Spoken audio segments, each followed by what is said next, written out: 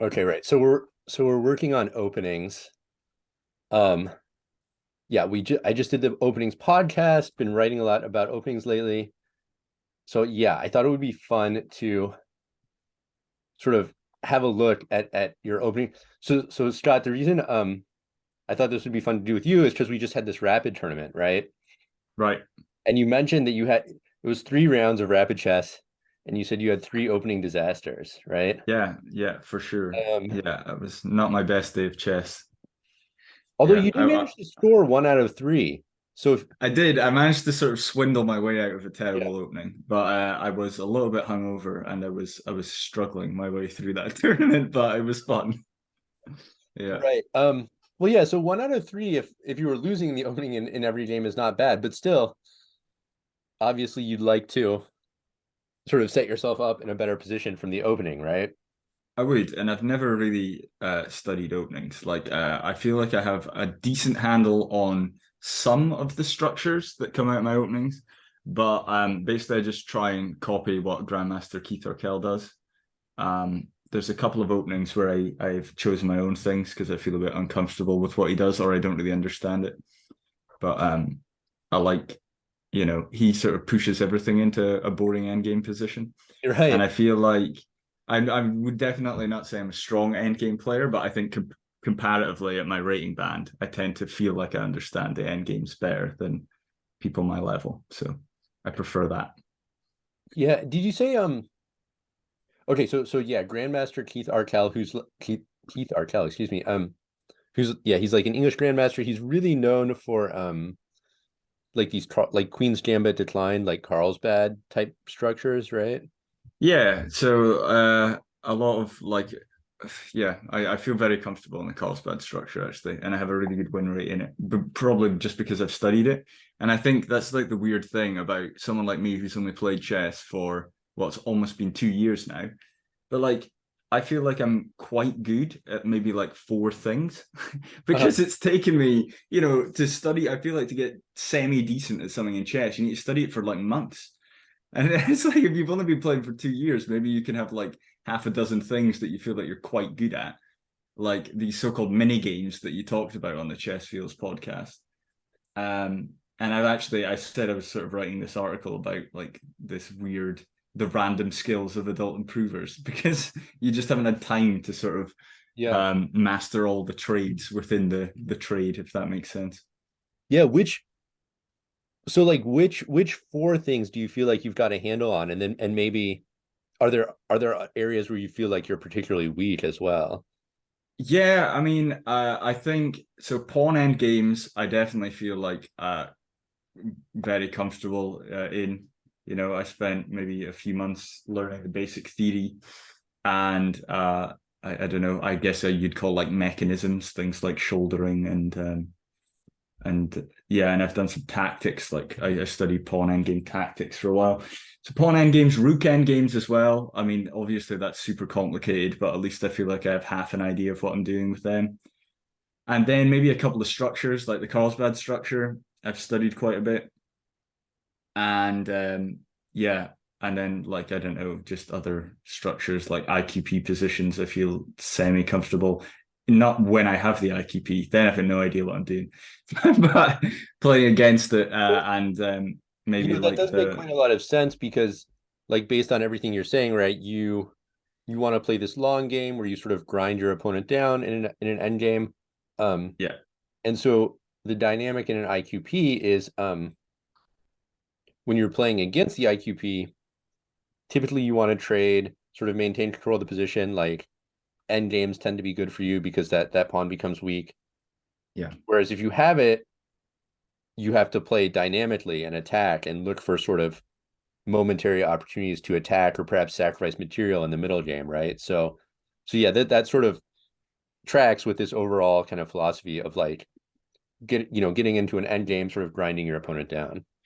Yeah, and I do worry that I've got this like bias now. Like I want my pawn structure to remain intact. Like I don't yeah, I definitely feel way less comfortable in dynamic positions. For sure. Yeah, so I mean, you can always try to mix it up and like force yourself to play a more attacking style sometimes, but it's also like having a more kind of controlled endgame oriented style is also like totally fine as well. I mean, obviously, like a lot of players have been successful with that. Um, okay, maybe we can look at. So you sent me this repertoire that you've been working on, right? Well, I wouldn't call it a repertoire I've been working on. I made a file with my black openings in it, and I started to actually last night. I think I finished doing the advanced Caro, where I just basically used the combination of Keith Arkell's games that he's played on Lichess and the Lichess opening database for my rating band, and made my choices based on that. And I don't know if you know Marcus, who has this chess manda, or I'm actually a bit worried that I'm getting the name of it wrong now, but it's like chess. It's like it's basically chessable, but you can import your Lichess PGN into his website. I think you can Chess also. I mantra, think right? Chess you can mantra. import, Yeah. No. yeah, I think I've Sorry, seen. you cut out a bit there. Oh, sorry. Yeah, I do. I think I've seen. Is it like Chess Madra or something like that?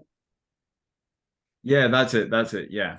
And Alex Crompton's like a fan of it as well. And yeah, you basically import your PGN, and he's just included this tool now where you can like trim it. So if there's anything that you've put in your study that you're going to see in less than one in 200 games, or less than one in 100 games, you can select that, and it'll just cut those. It'll cut the line so that you're not learning like 14 moves if you don't need Yeah, to, so because that's sort you're of never going to similar see to that. this like book builder thing that Alex Crompton made as well, right? Like I think that's how I was just playing around with it, and I think that's how it cuts it off is like that by overall frequency.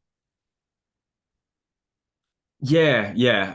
That was like a bit difficult for me to wrap my head around, but it seems like a really cool tool. He did a lecture on it in Ben Johnson's Patreon a couple of weeks ago, Oh, which was cool. pretty interesting. Um, Yeah. but okay, great. Yeah, so I was just looking, and so you're following Keith Arkell both with the black and the white pieces. Yeah, apart from with some things, because I don't really like he against the King's Indian, I play this Mislav Petrosian thing that Akopian plays, Kobian. Um, because Keith Arkell plays the Fianchetto and I don't understand it. So Against the King's Indian. I yeah, so I just play this Mislav Petrosian system now, Wait, because I I like don't it. know what that is. What is this Mislav Petrosian against the King's Well, Indian? it's also kind of rare. So it's you don't play e4, you play e3, so that you're keeping the d4 square like covered, Uh-huh. and you play bishop g5 pretty early, Yeah. and yeah, that's pretty much it. I mean, it's like I say, I don't really know much about my own openings other than like the sort of basic plans. Okay. But yeah, Yeah, that seems reasonable. Let's maybe I can share my screen and like kind of look. yeah, I can jump into that study as well. But that's the basically I want to build this file and then import it into this chess manda thing, Right. and yeah, and then you can do sort of spaced repetition on it as well, which is kind of cool because it's all free, It's like Okay, nice. Right. So yeah, so my first thought is like it's pretty it looks pretty long just in terms of I guess that could just be you've broken it out into a lot of chapters. yeah, I haven't like I said, I've only touched the Karukan Advance, and actually I did a little bit of the fantasy variation yesterday because I was playing a lone wolf game today, and my opponent played the fantasy variation, so I thought I'd check that out last night before I played. Yeah. It So was like another opening disaster despite that.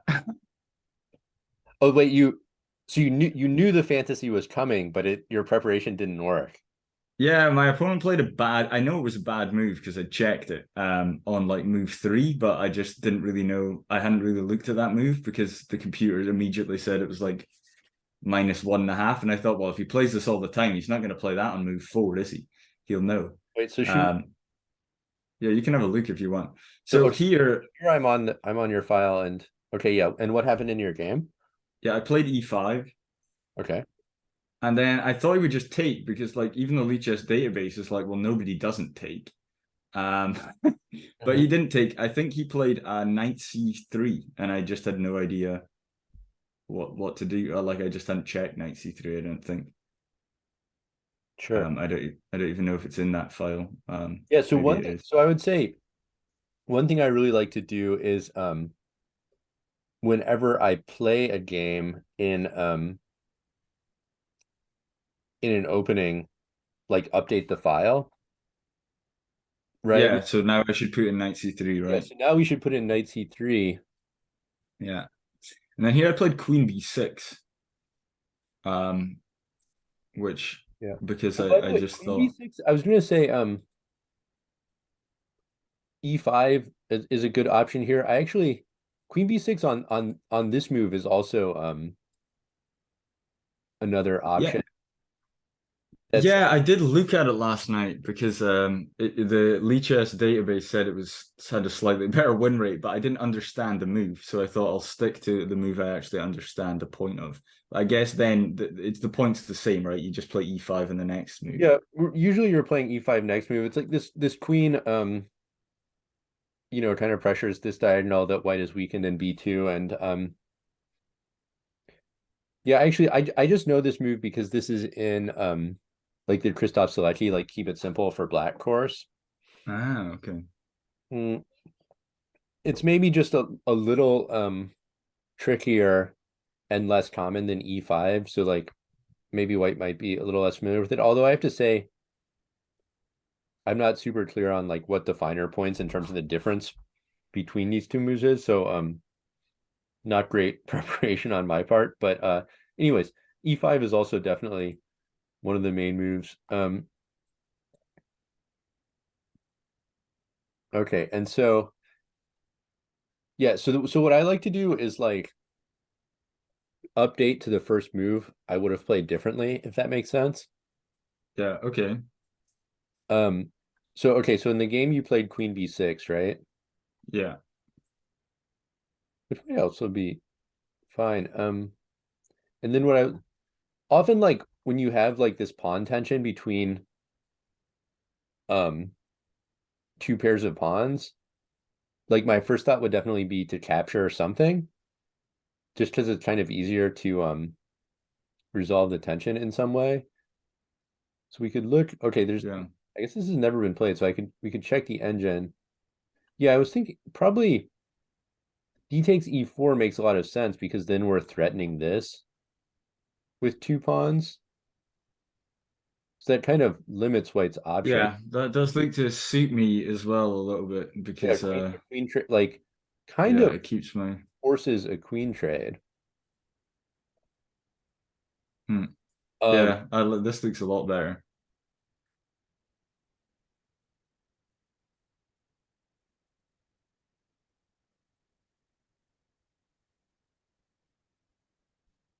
and here the computer likes knight d7, which is a little, I mean, e takes f3 would probably be my first thought, but knight d7 also makes sense. Yeah, I really like this a lot better, and now I wish I'd just played that. I mean, Looks this much seems to work simpler. well with your strategy because yeah, you're getting an end game right away, and you can definitely play for a long game here because white's pawns are somewhat weakened. I guess the point here is we're not even really so at the moment if white took, we would take back on e5. So that's Yeah, fine. and then we just have the isolated pawn to play against, right? Yeah. But probably we're fine even if white like as a pawn sacrifice f takes e4 just because those doubled isolated pawns would be so weak. So Yeah. um so in terms of first move, I wish, so in this case, in this position you played queen b6. Um so I guess technically following my rule, we would just update d takes e4. Um but sometimes if it's a forcing sequence, it's okay to add a few more moves because I feel like these moves are completely forced, and then like knight d7 is kind of non-obvious, so like I don't mind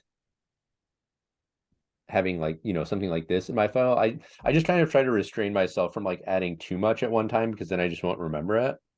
Yeah, I understand. Yeah. Yeah. So that was my other question, is like, so you're building this file, like, do you know all the information in this file? No, so like some of it, like for example, the hedgehog is just like, oh, that's an opening I think I'd like to learn, and maybe I can play that against the English. It's just in there because I if someone plays the English against me, I know what to do. So I just like, yeah, these are more ideas. I think the Cano-Can I'm gonna play like in most of my games. Mhm. And the Nimzo, I feel like kind of comfortable in. Just like I don't, again, I don't know any theory, but the Queen's Indian, I think I told you, like, I think I've played that like twice because I hardly ever see D4 at my level, and then when I do, I see the Nimzo, and so I just like what's left is the Queen's Indian, and I just haven't played that many games of chess really.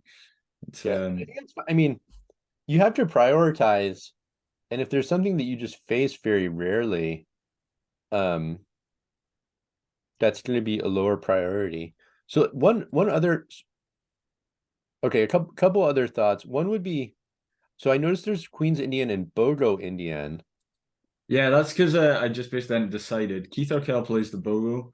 Mhm. Um, and yeah, like I said, I haven't I wouldn't say that the Queen's Indian's part of my repertoire because like I said, I just haven't played it. So that was just I just had it in there to remind me that that was also an option. Yeah, I was just Uh, thinking that, because so okay, I don't know if this will be obvious to everyone watching, but so the Queen's Indian and Bogo Indian are kind of overlapping, meaning, if we start out like the Nimzo, so here knight c3, bishop b4, this isn't the Nimzo Indian, but if white plays knight f3, you can't play the Nimzo. Like, this is something like a lot of people, or at least at the beginner level, don't understand, is like an opening is not just something you do, like it takes two to tango, your opponent has to play it as well, right? So if they play knight f3, you're not playing the Nimzo Indian.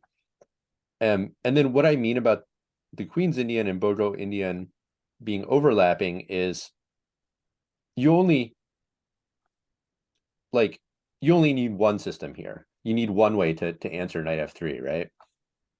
And bishop b4 right. check would be the Bogo Indian. B6 would lead to the Queen's Indian. So there's no as far as sort of having your bases covered, there's no benefit to knowing both of those. Um, if you get to the point where you're concerned that your opponents will be like preparing against you specifically, there can be a benefit to like being able to do multiple things so they can't target you as easily with preparation. But I think that's like a very low priority. Yeah, I Like, I don't know think some I need people to are worry about that yet. exactly, yeah. I think some people are quite worried about that. Hmm. That I would say like very, very like sort of overrated worry, because like the main priority is just getting your bases covered and having like a functional opening repertoire against the major things your opponent could throw at you. Um, if you get to a point where you feel solid in that sense, you can start adding things, but that's like much farther down the line, because if you're playing online or you're playing in open tournaments or whatever, um, yeah, like people targeting you with preparation is not a big concern. It's mostly just like being like solid and confident in your own openings. Um, so I would say choose one of the Queen's Indian or Bogo Indian, but probably don't even spend that much time on it, because like you were saying, you're facing D4 so rarely, and then if they do play D4, they're usually doing knight C3. We can like look at this Lee chess database. So like, oops, not that. Like rapid, something like this. And yeah, knight C3. It's interesting how you see different trends, whereas like at the grandmaster level, knight f3 would be even more popular than knight c3. At this Lee Hmm. chess rapid, Whoa. That's crazy. Level knight c3 is like massively more popular. Yeah, that's probably why I've only played the Queen's Indian twice. Yeah. Anyways, I would say, if you want to go for the Nimzo, choose one of Bogo or Queen's Indian, but don't worry about it too much. But then I Yeah. have one other bigger picture thought though, which is if you like the Carlsbad, maybe you could think about playing that as black. Or I mean the Carlsbad's not an opening, it's a whole structure. But Right, but the only thing is I like to be on one side of the Carlsbad.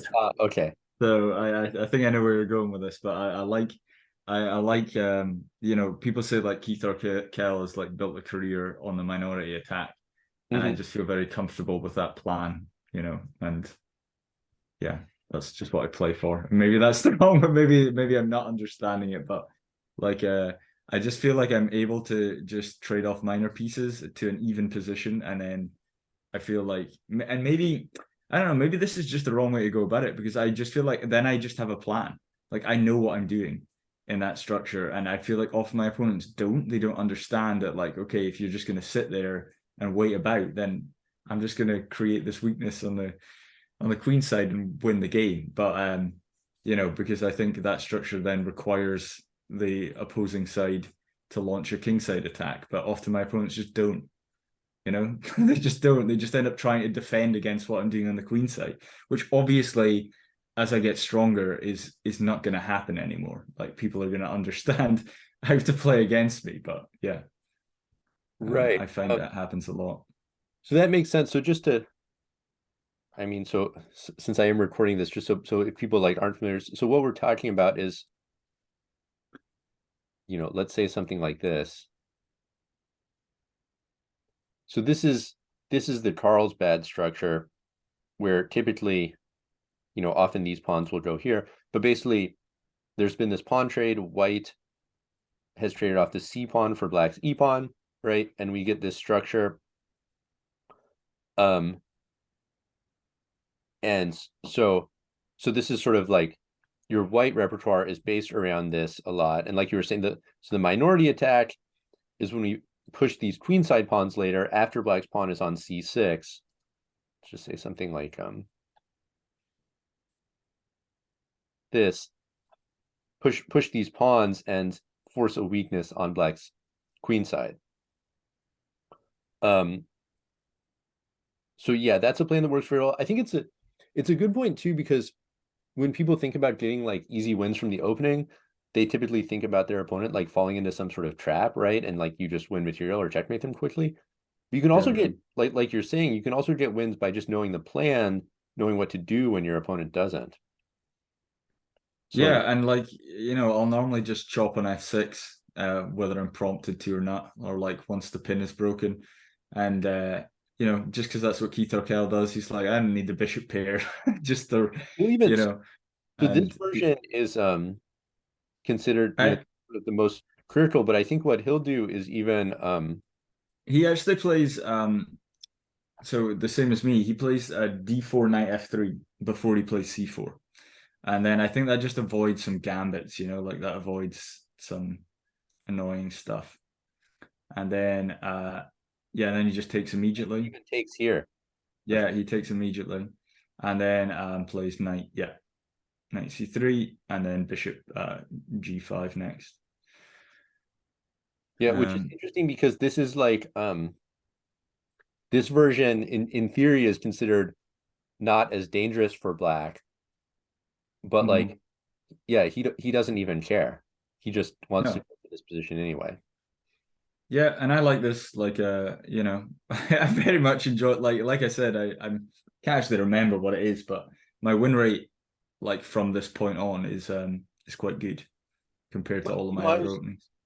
I was just I think I remember there is like this John Bartholomew sort of starter repertoire for d4, and I believe he was going for this line as well, although Okay. he might have been playing it with like a more aggressive kind of slant, because I think he was going for like e4 in some position. Uh, okay. But that does remind me of sort of a larger thought I have, which is like,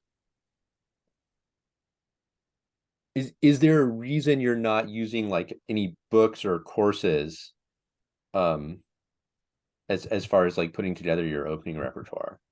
Um, kind of, and I think it's I don't know, maybe I've just like gotten myself like this bias in my head, but people say don't study openings when you just start chess, and I guess I'm not at a point now where I've just started chess, and like I have noticed like playing in the Elite Chess Lone Wolf League this year. That's like the first tournament I've played in, I guess.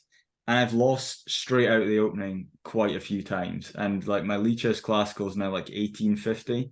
And so I wonder if I'm maybe just getting to this point. I think the Chess Dojo puts that at like, I don't know, some kind of intermediate FIDE rating, right? Something like 14, 1500. And maybe people just need to know openings then. And I don't. Maybe I do need to know theory, but like I always just kind of had this misconception that I should be studying end games and middle games and not openings. But maybe I do need to know my openings a bit better now. I don't know. Yeah, I think it's a balance. I think like I've never really bought into this thing of like don't study the opening at all until at like 1600 or whatever, because Right. like you still have to play the opening, you still have to play those first few moves, and like why not have like some sort of like it just makes absolutely no sense to me to have no plan for how you're going to play the first few moves of the game. Yeah. But then it is a balance because then you can go overboard, especially with like memorizing lots of long sequences of irrelevant moves. Then that starts eating up all your study time. So I think that's like when people say don't study the opening, I think what they really mean is to avoid that, which Yeah. yes, Good. avoid that, but also you want a functional opening repertoire. So for me, it's like study the opening more than zero, but not too much. So I think yeah, probably some people study it not enough. Some people study it way too much, but even more so, like rather than sort of total amount of study, just like study it in a way that's like functional and efficient. Yeah. Yeah. I think yeah, I'm kind of excited about this project, like creating this Licha study and just starting to just put in moves and the idea that I can actually because it does kind of take all the worry out of the opening. And I know for the first like 5 moves of the game, I'm probably gonna know exactly what I'm doing and I'm not gonna need to think about them. And I also struggle with time management, like I'm really slow. And I think that could help as well. If I can just whack out the first few moves and not have to think about them, that would be a very practical thing. Yeah, I think So that like comfort and confidence is huge. That's like a big thing you get from having a solid opening repertoire. yeah, Just to sort of finish up this, so my thought on the Carlsbad was if you spent a lot of time studying that structure,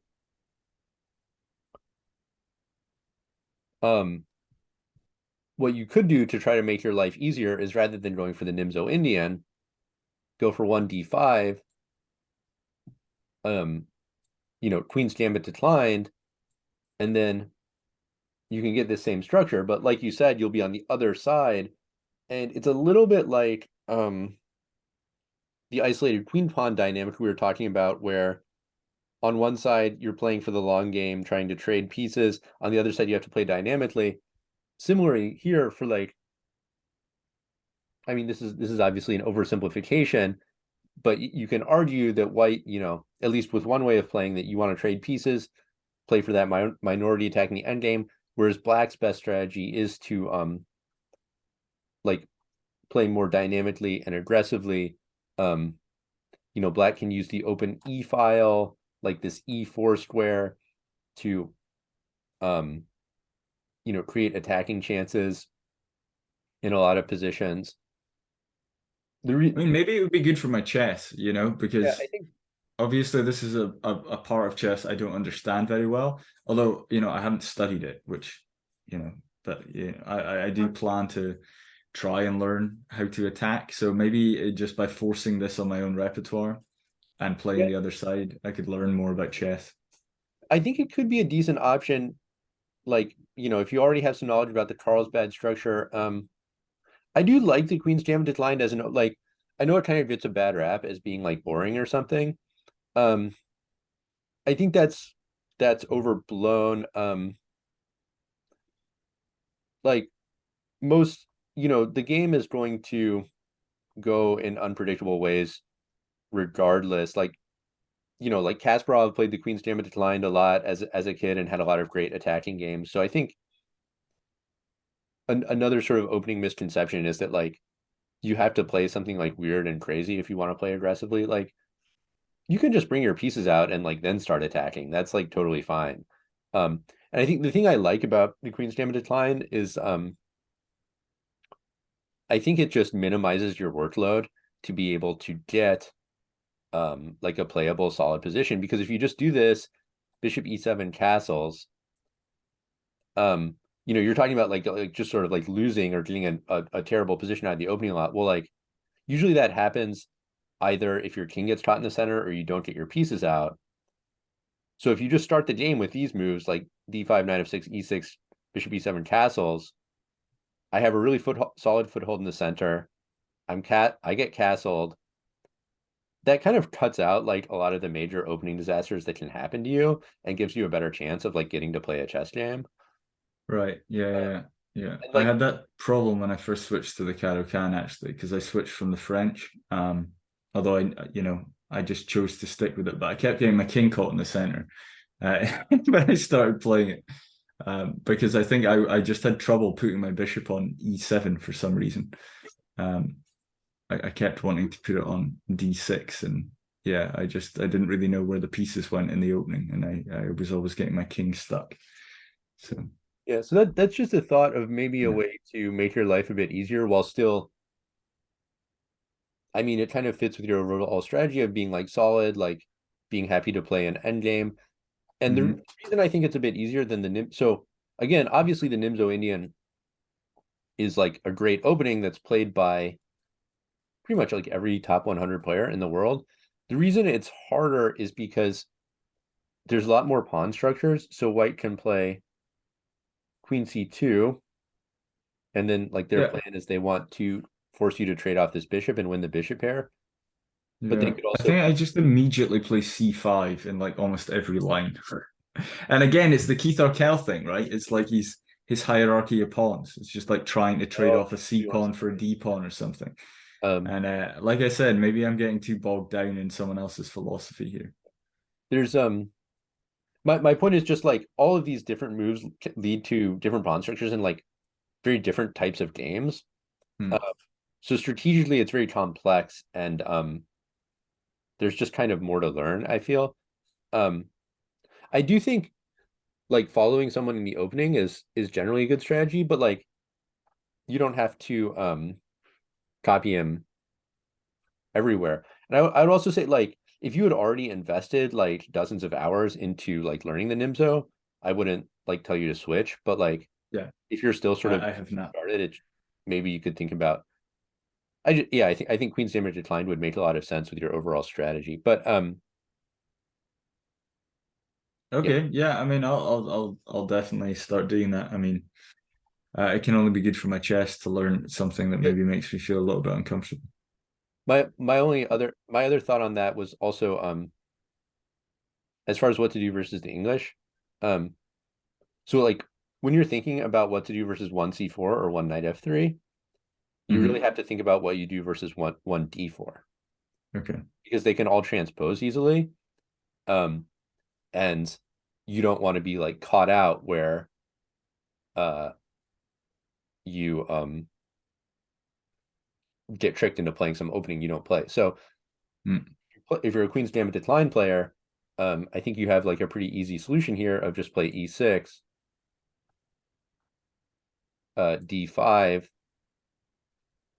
and usually white just ends up having to play d4 here, and you end up like back into your main repertoire versus d4. Hmm. So I think that's like a pretty easy way to deal with English, um, where most of the time you're just going to be able to use the same stuff you use against d4. Yeah, I mean, any way I can cut it down, I think it's just easier. It's just more practical. Yeah. Okay, maybe we can look at let's look at some of these games from this rapid tournament, right? Oh, yeah. Great. Sure.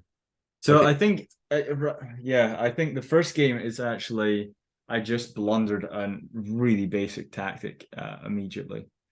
okay, so you Um, went for the Bogo Indian, which was actually you so did, you were yeah, looking at it as black, but now you're facing it as white. yeah. And I have like beyond this move, I don't know what I'm doing. So I've definitely never seen that move before. Yeah, so this was I was gonna say like I definitely wouldn't sort of worry too much that you weren't prepared for this because like the Bogo Indian is pretty rare, and then he played even a sideline within the Bogo Indian. So like given that you are sort of in the process of building your opening repertoire right now, like I wouldn't really expect you to be prepared for this. Yeah.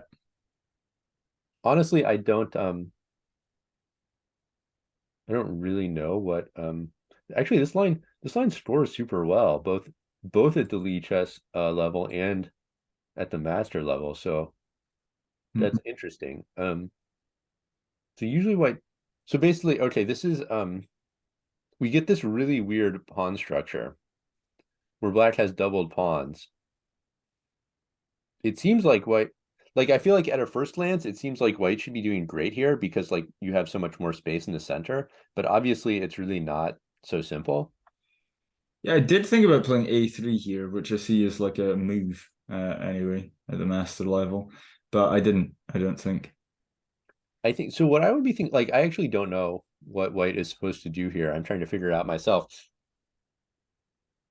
In this case, I would be thinking less about specific moves and more even about like what is my game plan? Like, how should I be thinking about this position as white and what am I trying to do? Um, which it's really helpful to have model games.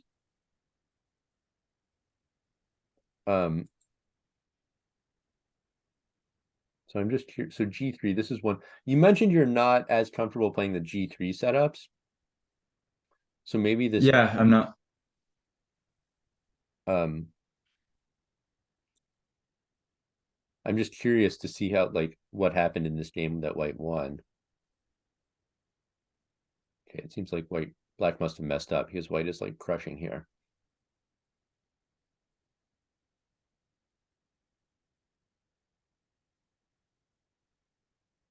So G3 is the most common move, then A3, which also scores well. Wait, am I looking at yeah, I'm looking at Masters Davis.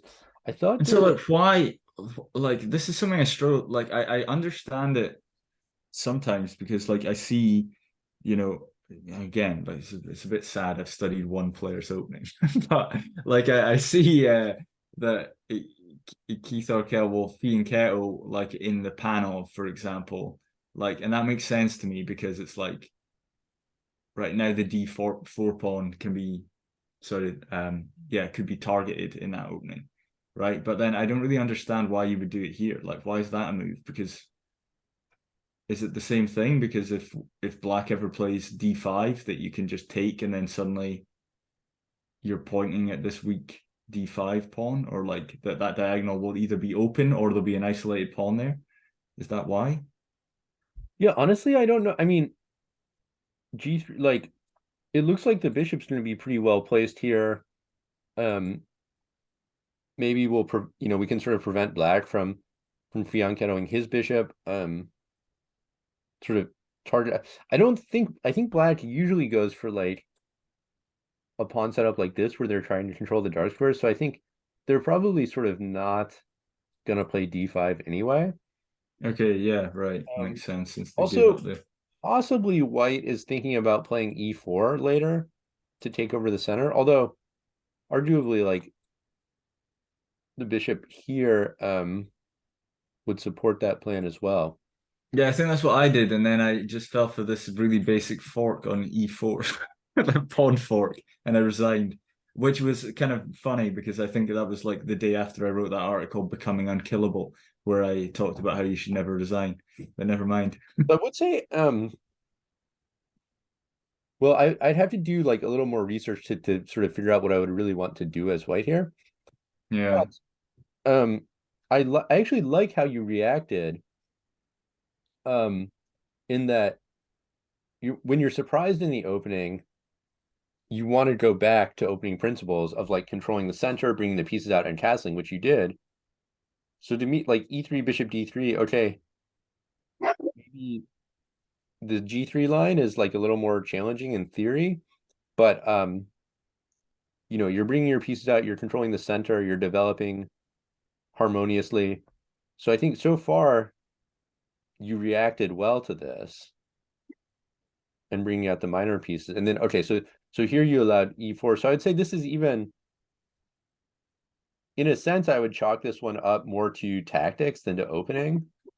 Sure. Yeah. I think the thing is I get so like overly concerned about my own pawn structure that I'm like, I just don't want to allow black to take on d4 because if they want to, like, I don't know why. It just made me feel uncomfortable. Like, it's not even that bad. It's just fine. Yeah, I wouldn't be like d4 black taking I think would be fine. Let me just play a random move. This seems like I feel like this trade, if anything, is good for white because it's actually black who has this isolated pawn now.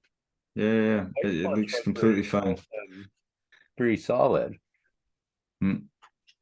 Yeah, but I remember being somehow concerned about that because I thought it ruined my structure in some way, but it really just doesn't. So I don't Mhm. really know what I was thinking here, but seeing some ghost of some kind. One thing I will say though, I think it like something that happens is so in one sense, you missed a pawn fork, so it was tactics. But I think there's something that happens of like when you're out of your comfort zone, that occupies more of your attention. So maybe because you weren't familiar with the opening, you're more likely to blunder a tactic. So like that's one way the opening can kind of end up being important.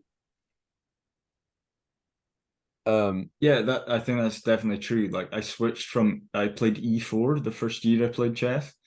And when I switched to D4, it was bizarre. I spent like a month just hanging pieces in the opening Mhm. because I just didn't, you know, I just wasn't used to them being on those squares. I just had different board vision. It was bizarre.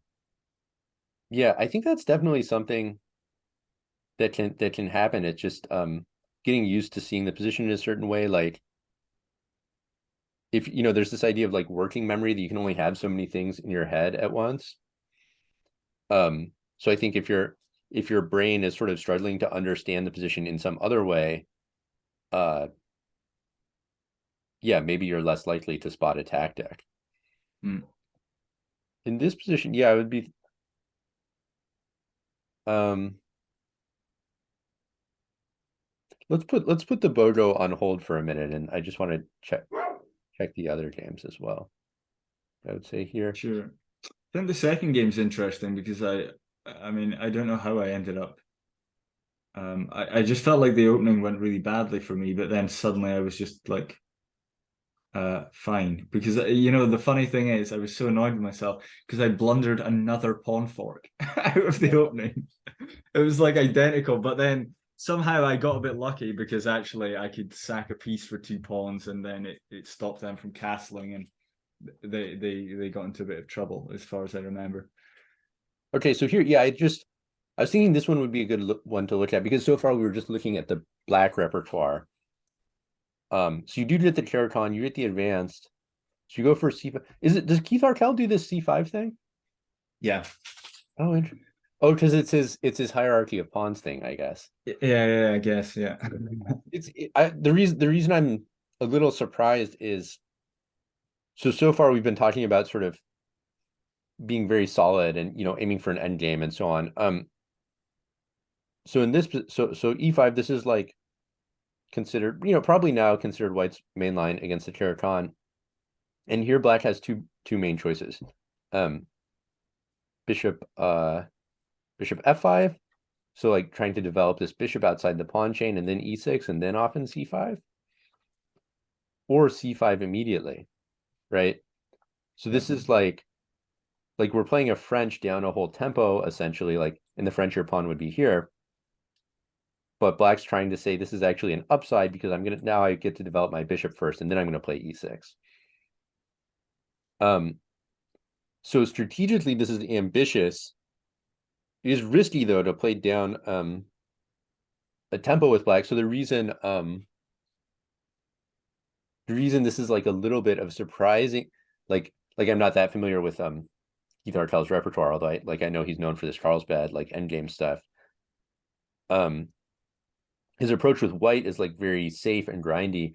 This line is considered like very risky for black. It's sort of like it's a little like offbeat and like you sort of are mixing it up a bit. Huh, I didn't know Not that. not mixing it up in the sense of like being confused, mixing it up in the sense of like trying to mix it, trying to like throw your opponent off in some way. Hmm. I don't think this is a bad line. This is actually also actually I think this has been featured in several courses now. Like Christoph Salicki's Keep It Simple for Black. He recommends this. I think Levi Rosman has a course on this as well. I know he's also a Keraton guy. Um, Okay. so this is I think a totally fine and good option, but it's sort of a I would say leads to quite a different style of game that is like kind of the opposite of a safe choice, really. Huh. Okay. By the way, I think this is something something like a good book or course can potentially help with, or a coach or whatever of you can figure out a fair bit like on your own looking at the database and looking at the engine.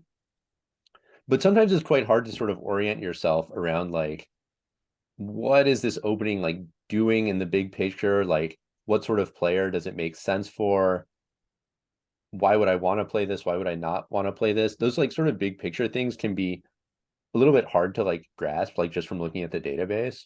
So it can be helpful to like have some sort of source that can like tell you that. Hmm. Um, Hmm. okay. Anyways, Steve takes knight c6. So this is already another big fork in the road. Yeah, and people normally don't take, I'm never used to seeing this move. People normally just play C3. Right. Well, Um, so at the club level, c3 is the most common move. D takes c5. Like at the grandmaster level, they will take. That's like considered the most challenging move. okay. Um, so we could again check this opening as well. So right, master level D takes c5, most common move by a fair bit. At Wow, I didn't know that. Okay.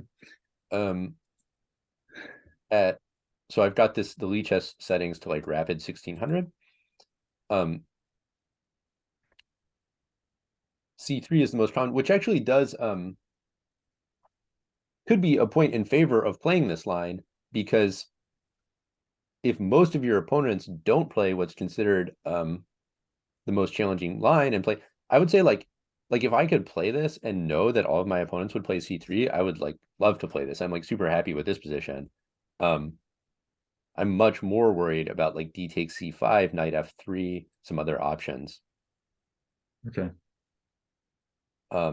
But yeah, this is considered like theoretically this is probably White's best move.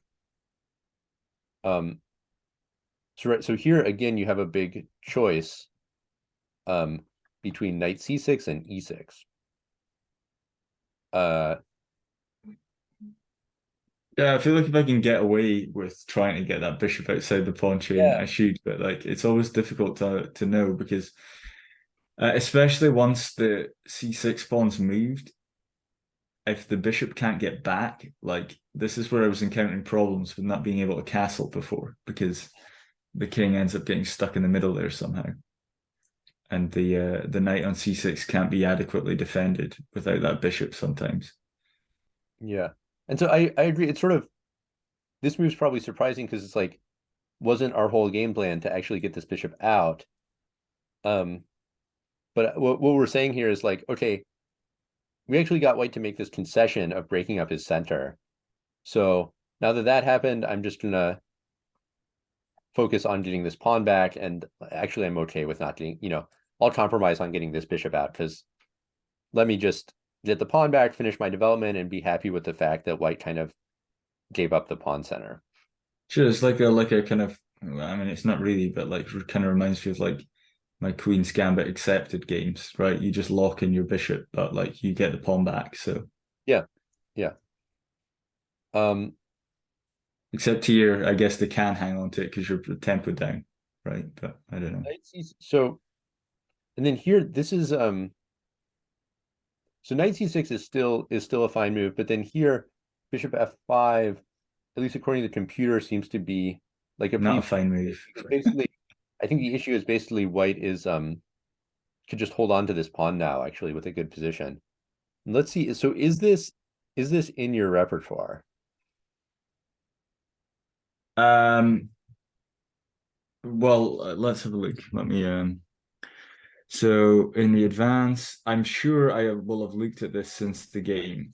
Okay, so maybe So you've added it. So knight c6, and it looks okay. F4 is in here. Although again, this is the issue with having you've got so many lines in here, it's going to be hard to remember all of them.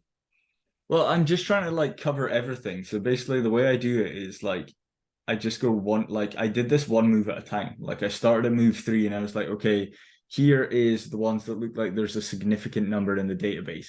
So I just click them all. And then I go back and then I start doing one at a time, just like then going a couple of moves further and a couple of moves further in all the branches. But I'm aware it's enormous. I'm just hoping that Marcus's software will cut it for me, if that makes sense. I Mm. figure I can overdo it and then his software will trim it down. Mm. Um, Okay, yeah, I guess my thought would be I would look at starting with something more minimal, um, okay. and then maybe expanding from there. But I think the main point is like no matter how much is in the file, it's not helpful unless you know it. Right. And I don't Actually, know any of this. I right, just click okay. the buttons. Well, you know what Yeah. might be an exercise I like a lot that might be a good one for you to do is the rewrite from memory exercise. Um, I think I might have written a post about this, but the point is the exercise is you open like a completely empty Lichess file and you just put in everything you remember. Okay. Yeah. I mean, that sounds like a useful exercise. Because so there's a few thought. One is like when you want to reinforce a memory, like the science really says like retrieving the memory is very important. So it's much better to reconstruct it without prompts than to just like the way some people review is they just open up this file and like just click and just go do okay blah blah blah blah blah yeah. That's actually really inefficient because like when you can see it right in front of your face it's very easy to go like oh yeah I would have known that. But usually that's an illusion. And Yeah. so it gives you this illusion that you know it, but then in a real game you can't remember it. um so it's more efficient to do it without the prompts, force yourself to retrieve it from memory. That's going to be a bit more uncomfortable, and often you will find that there are things you can't remember, but it's better practice. And of course, in a real game, you don't have access to your notes, so it's also more realistic in that sense.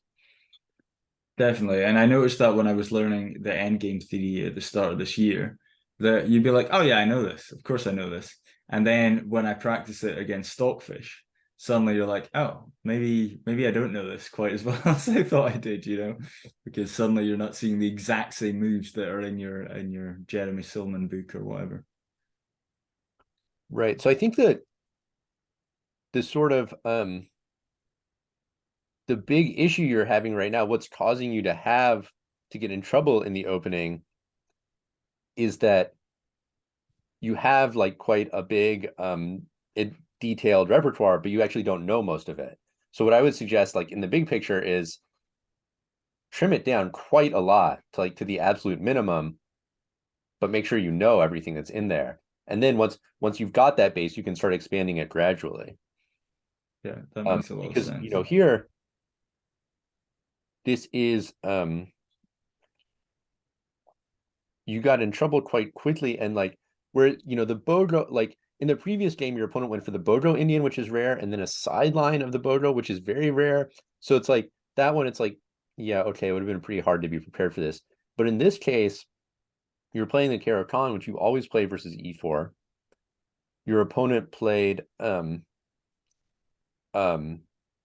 d takes e5, which is not the most popular move at your level right now, but it is the best move, so you do want to be prepared for that. And then you actually got in trouble very quickly. So this one I would focus on a bit more, because I feel like this is not, you got tripped up by some weird sideline. This is like pretty much straight down Main Street. So we really want to know this stuff. Yeah, that's fair. Yeah. Um, and so here it looks like if you don't want to play e6 on the previous move, just looking. I think here, I think in my file, I'm now picking e6, right? So this is actually quite rare, because again, like e6 here is more common, actually by quite a lot. But I do think knight c6 is considered a playable move. So you can do this if you want. But it looks like here you kind of have to play e6 and try to get the pawn back. Yeah, and so the point is you can do this, and this is a playable position, although perhaps not to your taste, because you don't like having these pawn weaknesses, and this d4 pawn is a bit weak here. Yeah, I don't like this at all. So yeah, I'm not sure here. So maybe you want to Actually, think about you could just think about playing e6 here, right. which is more popular, and you keep your pawns sort of more together. Or bishop f5, which is more popular still. This is strategically quite complex, but also very playable. I mean, like, Faruja, for instance, who's like, has been using like the Caro-Kann as like his main weapon, versus e4, like Faruja has a ton of games here. And yeah, you can see there's tons of like top GMs games here. So that would be an option as well. Okay. But Yeah, I think I like the immediate e3 this here. Yeah. Yeah, I like that better. I think I'll change that in the file. yeah. And then but this game you managed to turn around and win. Sure. Yeah, I'm not entirely sure how that happened because Yeah, so it looks like it was very. Here we go. Here's my immediate fork blunder, which I somehow managed to save. yeah, I mean, so if white had to take here, actually you would have a great position, because you got your pawn back, and white's dark squares are, white's a bit overextended. And those squares are weak. But yeah, the problem is that b4 should be winning a piece for white with this fork. Yeah, but I think he got his move order a little bit mixed up Yeah, so here and he things played went a bishop bit wrong. five, which, yeah, if he had just taken this one, so if here, yeah, I guess just bishop d2 is fine. And if this Yeah. queen d2 or bishop d2, so basically, yeah, he should have just taken this piece, and white would be a piece up. But here, yeah, you got to play this nice in between move, knight c2, and this actually like Yeah. completely turns the tables, because you save your knight. You're also trapping his rook. Maybe he should have tried to. Yeah, and the bishop's loose too. He's really not what. So he has two minor pieces versus a queen here. Um, so it's really not enough. But maybe that would have been a better chance. But then here, you're up. I guess a pawn for the moment, but you have all these threats like queen in here. So actually, yeah, you're just totally winning here.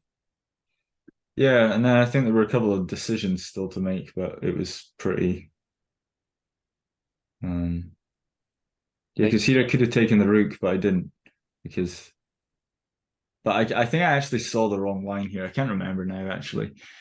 But I thought if I take the rook, I don't know what I thought, but I just thought if I take the knight, it's a bit more practical because then I can just trade the queens off, or sorry, then I just win the rook anyway.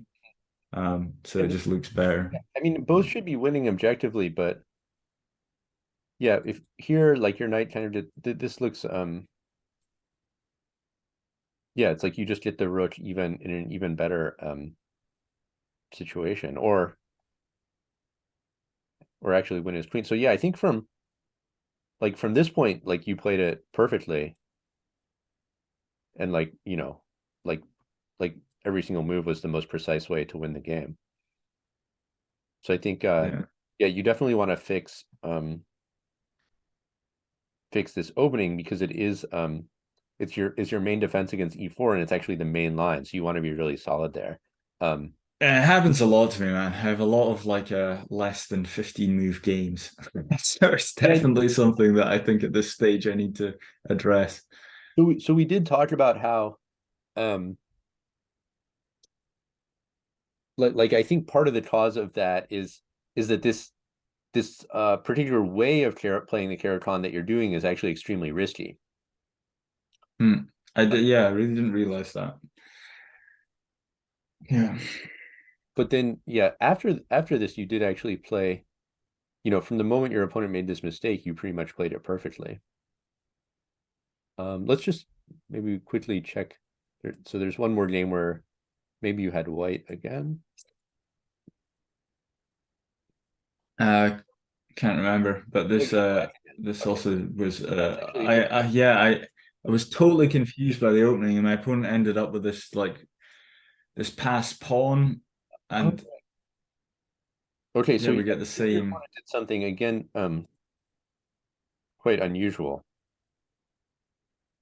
Right, yeah. No, I remember this, and I was like, I spent a significant amount of time, I think, here because did not know what to do, and I definitely made the wrong choice. I think C takes D is best.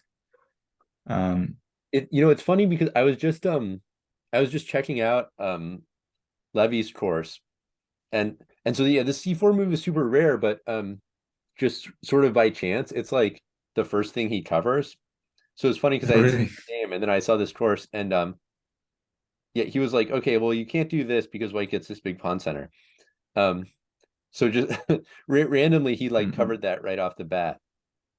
Um, I wonder if my opponent is using this course or something because it's a weird move, like you say, or rare move.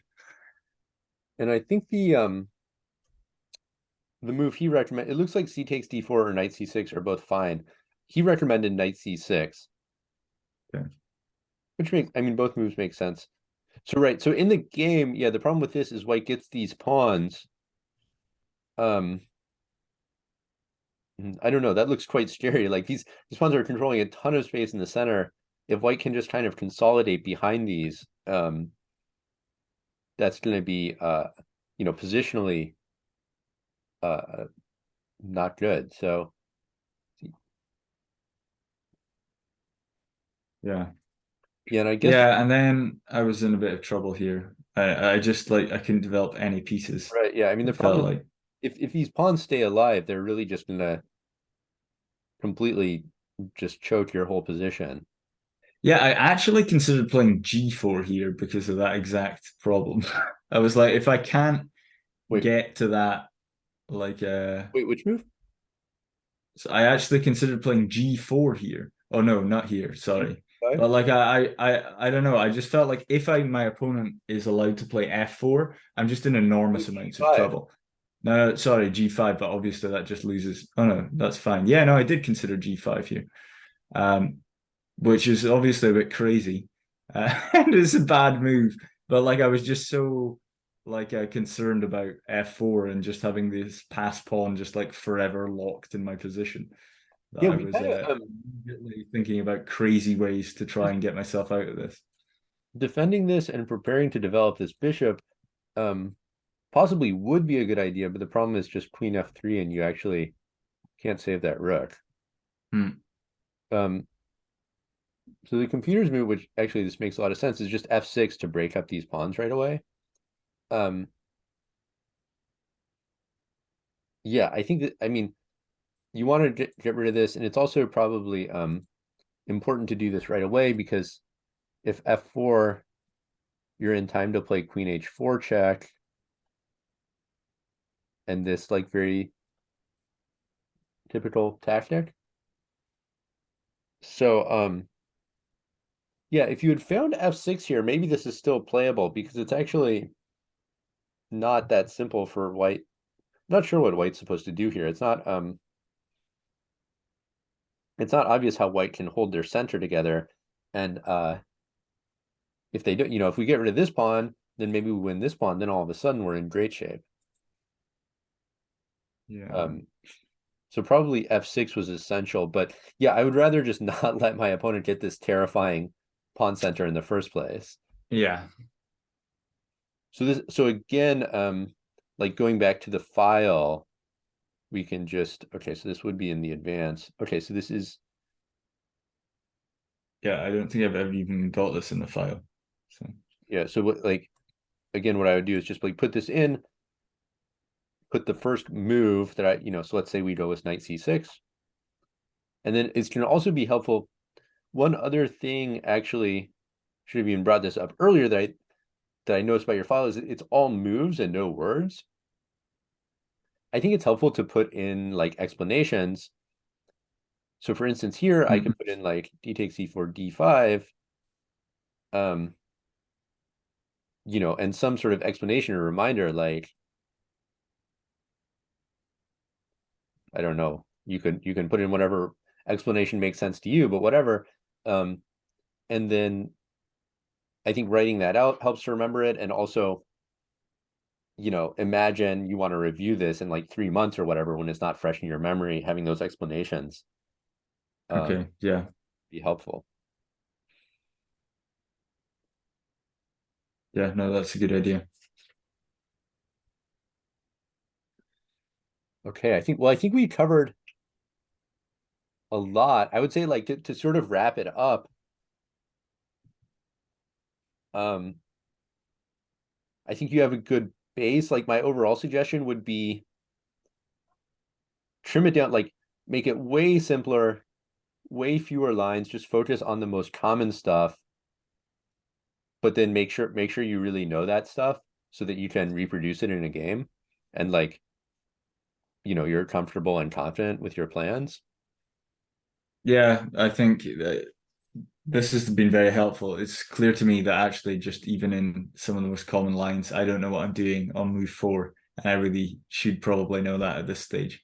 So Yeah, I think what's you maybe, you've spent so much time sort of building out this like extremely comprehensive file,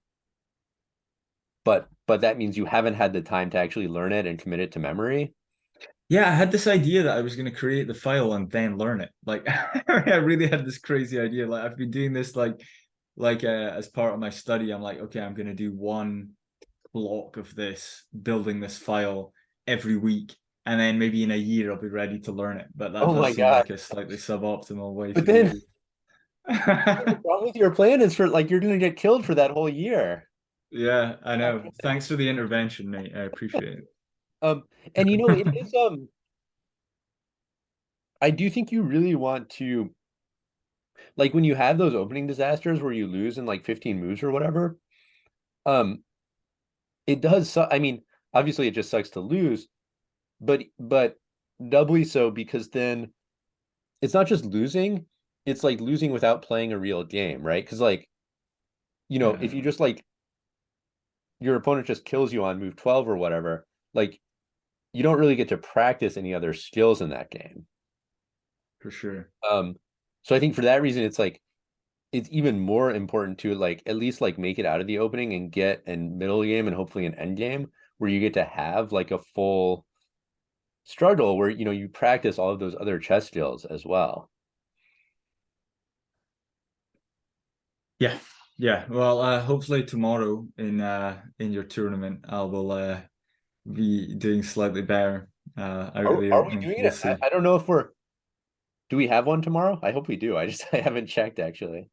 I don't know. I just assumed you did, but Okay. maybe I'll, I'm I'll not have to sure. check with I Martin. haven't had a look. But anyways,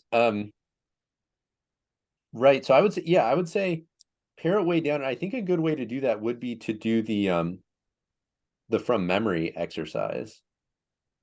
Yeah, I'll do that because that definitely helped me a lot with the endgame theory, to try and like replicate it on my own without the book. I think that was the easiest way for me to learn that. And this is also like rote memorization. So if it helped me there, it should help me here.